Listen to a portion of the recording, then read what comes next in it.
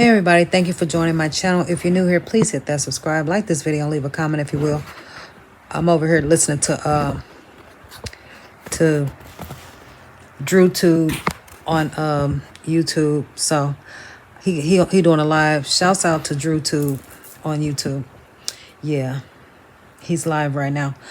But I was over here thinking about how exclusive I am, and the whole time, my whole life, I didn't know how exclusive I was and why I should have been conserving my energy and withdrawing my energy a long time ago. Because the world will make you out to be somebody that you're not. They will discredit you, shortchange you, and all of that. And the whole time, you was the G-O-A-T, you was the GOAT the whole time. And the whole time people was trying to lowball you and all of that. So I was over here thinking about that. And then it made me think about how my parents set me up for failure. And it's a real thing. So this video is for somebody. I don't know who it's for, but let me take this off. I want to talk about how parents set their children up for failure. I want to talk about how parents set their children up for failure. And shouts out to my mama if she watching this, because she say she watch my videos, and she say she be telling people to watch my channel and all of this and that. But just like Israel Robb said, parents try to take ownership for your accomplishments, but when you was down and out in a struggle, like, they basically made your life hard. So it's like, I done made it out the mud, out the trenches. She assisted me, she helped me here and there, but it's really like scraps, you know what I'm saying? I appreciate her help here and there, you know what I'm saying? This is not to bash my mother or anything like that, but this is like to shed some light for somebody out there that may have experienced the same thing that I have experienced. And it's crazy because at the end of the day, it isn't easy to have parents in your life, and they actually should have had the resources to help you get you on the right foot, to lead you to the right direction. But they actually just basically threw you to the wolves at 18 and threw you to the streets at 18 and basically was like, get it how you live, whatever, go to public housing, like. And the whole time from, I would say, 5th grade, middle school, and high school, I basically was raising myself anyway. So, like, I had no stability. I'm going to calm down because it's kind of draining. It's a touchy subject because it's my personal past experience. But yeah, I mean, like, I'm 45 years old. Yes, I'm thankful to be here today, to still be breathing, to be where I'm at in life. It's only by the grace of the Most High. But to be honest, I'm not dumb, I'm not stupid, I'm not slow. I'm very intelligent. You know what I'm saying? I know how to read, I know how to write. I have many gifts.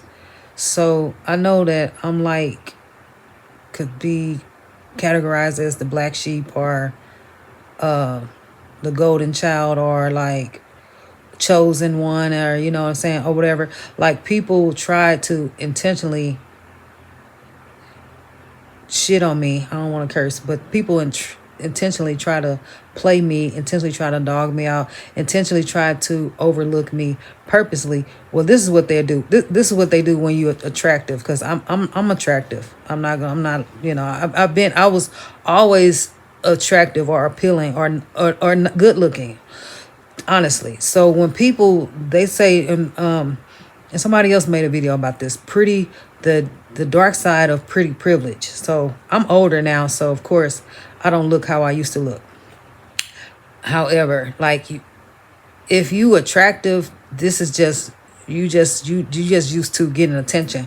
It's normal for you. It's normal for you to get attention, but you don't realize that your value and your worth. You don't realize that people are just with you because you're attractive. You know what I'm saying? Like the whole time. And then when they get you, they just feel like they conquered you, and then they just want to throw you to the wolves. So it's like, why? Like, and growing up, like young girls really don't realize that you being used and taken advantage of based on how you look. And you can get the attention, but people only want you because you cute or you pretty, or they want to see you. They see you and you got a nice body, and yeah, that gets the attention. But once they get you, they don't respect you anymore, and that's the problem. But and it goes hand in hand with how you were raised. So I feel like my parents set me up for failure. They did. And I say they set me up for failure because I forgive my mother and my father, my so-called biological father and my biological mother. I forgive them, but I have an issue with them acting as if they were the best parents in the world and never taking ownership or never acknowledging the role that they played in my life. They never did that. They never addressed my concerns. My mother never addressed anything that she ever did that I felt like it was wrong to me. And that's a problem for me, but that's what narcissistic parents do. They never address their shortcomings. They never take ownership for putting you in 20 different schools. They never take ownership for you not having a stable childhood. They never take ownership for putting you out at 18 years old. They never addressed that. They never did. They never do. They just ignored that and sweep that under the rug as if that never happened.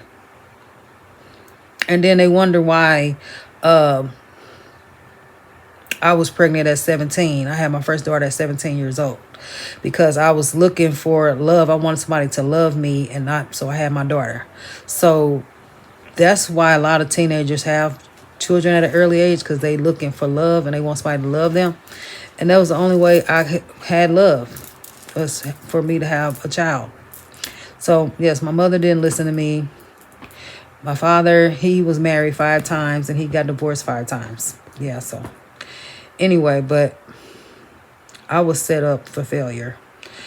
Honestly and truly, I was. I really was set up for failure because my mother basically was focused on her own goals and what she was trying to do in life. It was all about her and what she could accomplish for herself, per se, and never acknowledge. So if this may be some parents out there right now who are just worried about how they can come up in life, and they put their kids on the back burner, they don't care if their kids have to change schools 3 and 4 and 5 and 6 times, and they have to meet new friends 5 and 6 times, 7, 8 times.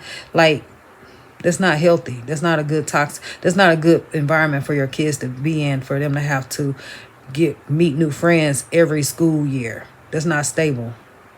It's not good. And if you did that to your kids, then how do you think they're going to grow up? When they grow up, apologize to them. Sincerely apologize to them. Like my video earlier, 9 ways to gain respect instantly. I can't remember my mother ever apologizing or acknowledging my childhood. She never addressed how unstable my childhood was. Never addressed how unstable my childhood was, and never acknowledged how that impacted me as an adult.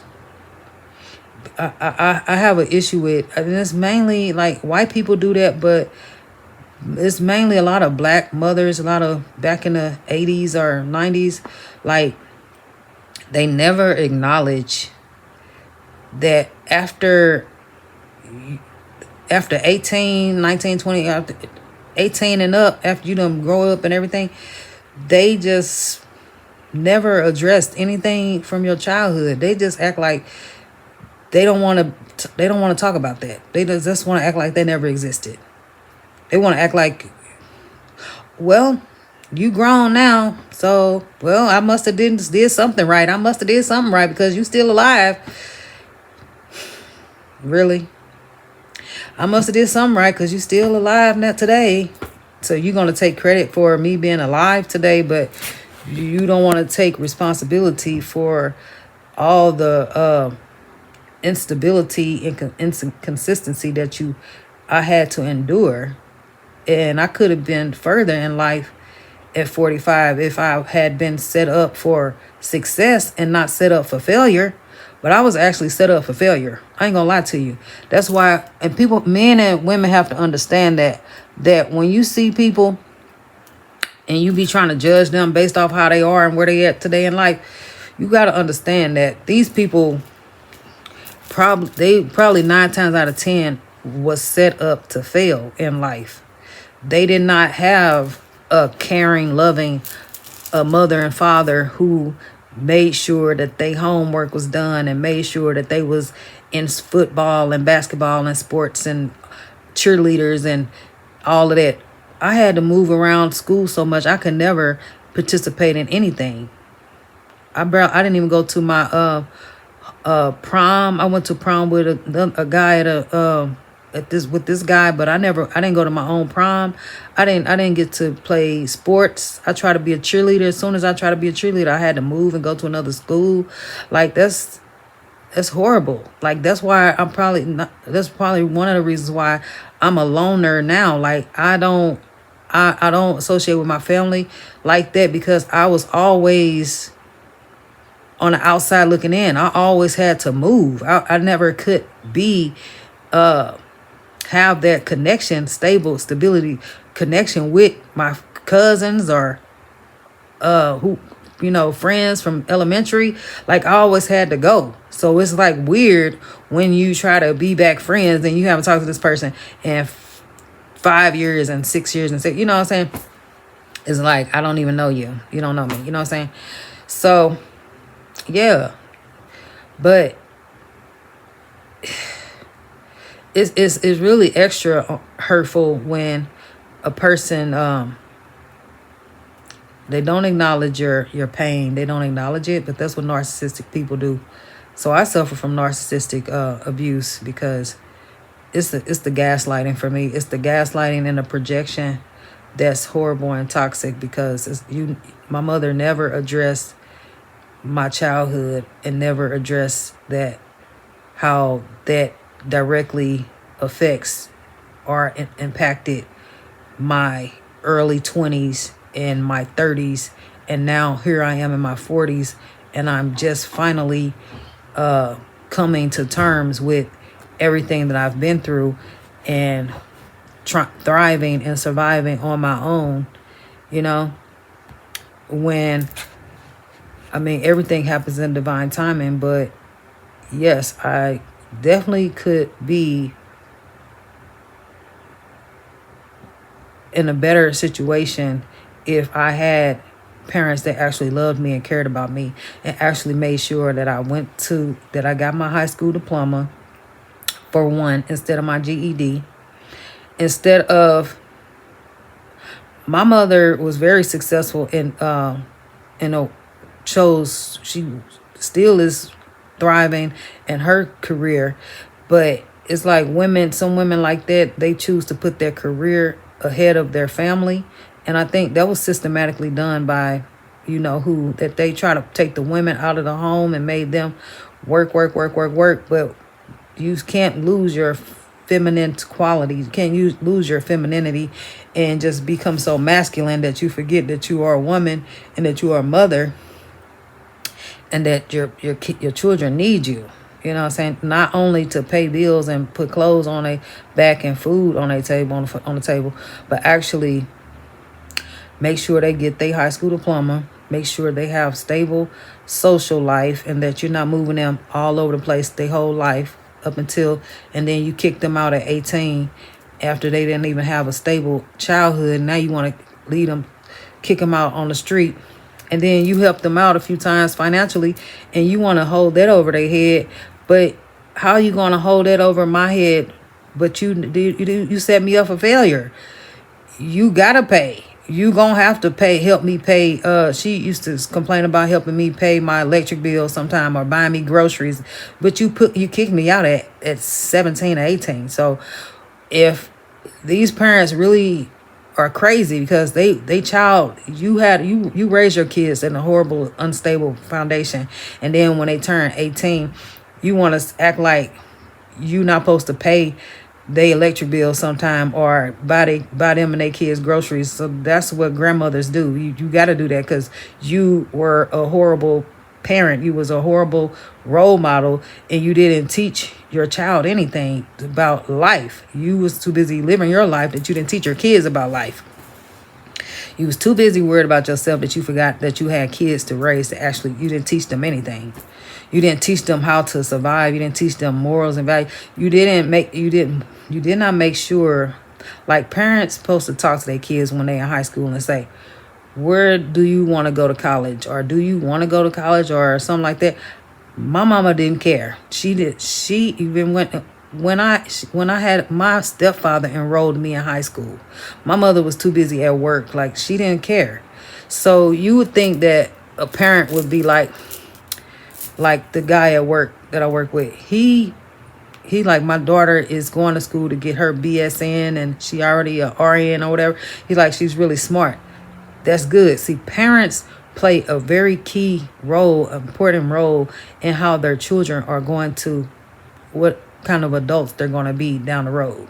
So, and if you try to bash me as an adult now, and my mother has tried to bash me in the past, it's like, how do you even have the audacity to bash me when you didn't even actually help me to be the best version of myself? You did not add to it. So that really is a pet peeve of mine. It's a pet peeve of mine to actually try to bring somebody down and bash them when you could have did better, and you had resources, but you didn't help your child too. I could see if you left you when I could see if when I turned 18 I went to college, or I had a trust fund or something like that, and then I just wasted the money or something like that, and then you try to bash me. But you bashed me, and you set me up for failure. So how you gonna bash me, but you don't want to set me up to fail? Yes, my mama, she bought me a car when I was 16, but you didn't make sure that. Why would you buy a 16-year-old a car? And but you didn't care if I went to school. All I was doing was going to see a guy that was 21 or 25 and being fast and grown. But yes, I could.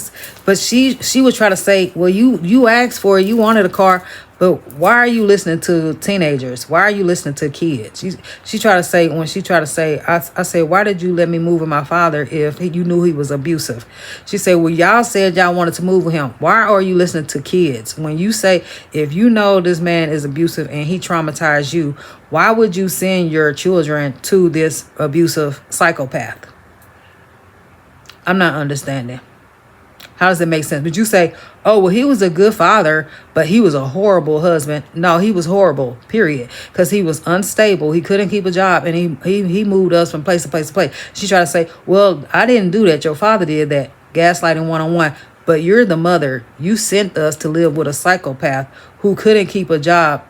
Lord, God rest his soul. But you have to take ownership for that. Quit trying to deflect and project and take ownership. But that's something that she would never do. Never, ever. Every time you try to address a person like that, she wants to switch it back on. Like my father, he was the horrible one. He was horrible. It's easy to put all the blame on him. It's like, oh, you want to put all the blame on this person, but you basically set us up for failure. If you want to blame this person and say he traumatized you, and that make you not want to date black men ever again in life, why would you send your children to live with him? I'm not understanding. Make it make sense. Keep it real with me. Keep it real with yourself. Quit lying to people. Quit trying to make it like that he's so bad. If he was so bad, why would you send your children to live with him? And my father slapped me like 3 times. Slapped me in my face 3 times. But on top of that, my father was very unstable. Another thing, why would you send your children to live with somebody while you was more stable, even though you made some bad choices? You was trying to live your best life and trying to make decisions based on what was best for you, not really what was best for us. We moved so many times, it was inconsistent. So I rather had grew up with the same kids that I went to school with, but I didn't have that luxury. So instead of, I could see if I would have moved, I'd rather have moved 3 times versus 20 times, but I done moved maybe over 100 times in my whole life. I done lost count. I've lost count. That's why I say where I'm at right now. I mean, I've been in this apartment since December, and I really could stay here for 5 more years because I'm just tired of moving. I need to be settled. Like I'm good. Like we always trying to progress and upgrade. But right now I just need to chill and relax my mind, body, and soul and spirit because I have experienced too much and it's really draining. But yeah, at the end of the day, hopefully you all resonate with what I'm saying. But if not, just know if you haven't experienced a narcissistic mother or an unstable childhood, then you probably don't understand where I'm coming from. But for those who had the luxury of having a stable mother or a stable family, or someone raised you, grandmother, aunt, uncle, whoever raised you, and they did their best to make sure you had a stable childhood, congratulations for you, because that's a blessing. But if you did have that, but understand that everybody is not as fortunate as others. And I may have had a mother and father in my life, but the way they raised me and my brother was not the best to set us up for success. Let's just say that. They basically set us up for failure. They really did. They did not have our best interests at heart with the choices that they were making. And at the end of the day, that has a direct impact and direct effect on how I turned out in my 20s, in my 30s, and now I'm 45. So now I'm just really acknowledging that at the end of the day, my mother never took ownership or anything for anything that I have experienced on her clock. And it's unfortunate because it affects a lot of things. It really does. Because that goes back to I'm exclusive, and I kind of, maybe it probably did something to me in a way that I may have put myself in vulnerable situations. And like I shouldn't, if I had stability and consistency in my life, then I wouldn't have been chasing waterfalls or, putting myself in around people that didn't deserve to be in my presence. You know what I'm saying? That's true, because like people that been through unstable childhoods and stuff like that, they end up on the streets, they end up on drugs, they end up having sex at an early age, they end up doing all this stuff, being promiscuous and stuff like that, because their parents were not there and not active in their life. So that definitely trickles into your adulthood. And now you've got to get therapy or understand why you do what you do and why you put yourself in these situations, and why it's like you got to end these repetitive cycles. But, your parents can't help you because they don't want to basically help to create this toxic cycle in your life. They contributed to your downfall. They actually set you up for failure, like I said. So, yeah. But nowadays, I know my worth and I know my value. And that's something that I'm thankful to the Most High, that at 45 years old, like I haven't been intimate with anyone in a year. And now I'm making progress to actually love myself and cherish myself and heal myself and pamper myself and give myself all of that love and care. And I don't seek validation from outside of myself. Like, I really have to cut off them toxic people that mean me no good. Like, stop looking outside of yourself to love somebody and, and to appreciate you and all of that, when you have to love yourself. Like, no matter if your parents set you up for failure, or your boyfriend or your baby daddy or your husband or your wife, they don't have your best interest. But love yourself. We have to love ourselves. And I know that I love myself, and I refuse to put myself in a situation where I'm being taken advantage of. Yeah, those days are over, because I'm grown now. I know better now. And it's not easy to choose you and always choose you across the board. It's not easy always choosing your best interest across the board. It's not easy, especially when you've been raised in an unstable environment and you have no stability, no consistency, and you just left to the wolves, thrown to the streets. It's hard to cultivate those values and morals and self-respect that you should have had when you was 16, 17, 18, 19, 20, when you was growing up. Now you have to instill that into yourself as an adult. So hopefully you all resonate with this video. I ain't gonna hold you all too long. I just want to say thank you all for watching this video. If you made it this far, leave thank you in the comment section, because I want to thank all my subscribers, all my new subscribers, all my day one subscribers. I just want everybody to be blessed. And yeah,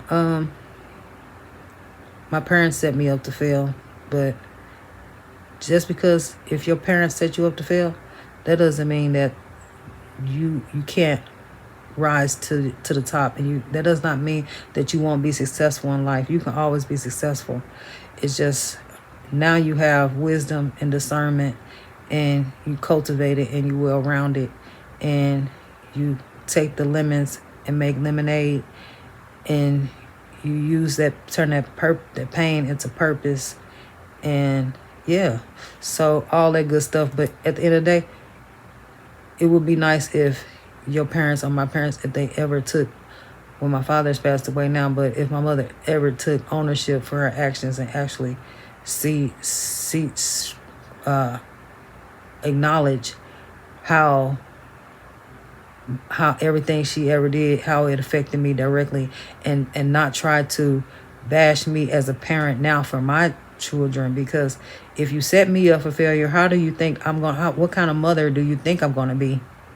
And that's a whole nother subject, because narcissistic parents, they bash their child, but they cater to the grandchildren. So they make themselves out to be the queen, the fairy godmother. They make themselves out to be, they get a kick out of bashing their own child to make them, they have a savior complex. So they want people to worship them. And as long as you worshiping them, you can get everything you want from them. But I'm a person, I want the truth, because I could have been a whole lot further in my life. I could have been a better off in my life, but I was set up to fail at an early age. And people have to keep that in mind. When you meet people, you can't 100% judge them or blame them for who they are today, because they were set up to fail from the gate. But people are trying to be like, well, you can't blame your parents for whatever. You can't blame them for your actions. You can't, but you can definitely hold them accountable for where you are in life. Because if a person is homeless out on the streets and they on drugs and stuff like that, but if a lot of them people came from unstable, toxic environments, a lot of them people were not bad children, were not bad people. They were just dealt a bad hand. And you have to know the difference between a person that was dealt a bad hand, or you have to know the difference between a person that was dealt a rough hand, that was dealt a rough life, or you have to know the difference between the person that was dealt a bad hand and the person that was dealt had a hard life, and the person that was set up to fail by their parents. So you have to know the difference. So you will see them for who they really are. See the resilience and how they overcame all these obstacles, and understand that it's only by the grace of God that they still here today and thriving and surviving, versus somebody that had their parents and everything and love and stability, and parents that actually made sure their kids got a high school diploma and made sure they went to college and did everything the right way, got married, went to school and all that, did all that stuff like that. Yeah, because they had good parents, good role models. But if you got a parent that was selfish and narcissistic and only cared about themselves, and they kicked their kids out at 18 so they could live their best life, then you got to know that it's not going to be peaches and cream for that person growing up and for the rest of their life. But yeah, I ain't going to hold you out too long. I just want to say, remember to always keep the Most High first. And you can always choose to be the best version of yourself, and know that you are exclusive, and everybody does not deserve to be in your energy. And protect your energy. Protect your energy, secure your energy, and keep the Most High first. And be blessed. And thank you all for joining me. And leave thank you in the comment section. Bye.